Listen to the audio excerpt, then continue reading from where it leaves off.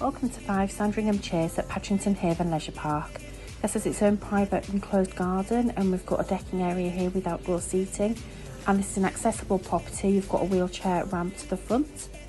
Then through the wider doorway, you can see on the right here is a double bedroom. Got some storage space just over here, and then through into the ensuite shower room. And then if we go back through the bedroom, just on the right as you go into the hallway, we've got an accessible shower room which has got a seat and various grab rails in there. And then through into the wide galleried kitchen, you've got an oven, hob, kettle, storage space. And then here you've got your twin bedrooms. This property sleeps 4 people. And then through into your living area. It has movable seating, so you can make this as adaptable as you need to do really.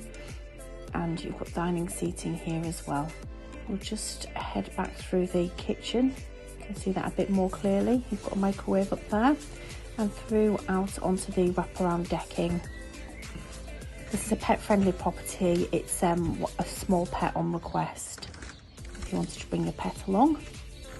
And onto the front decking here, where you can also sit outside and enjoy hopefully some sunshine.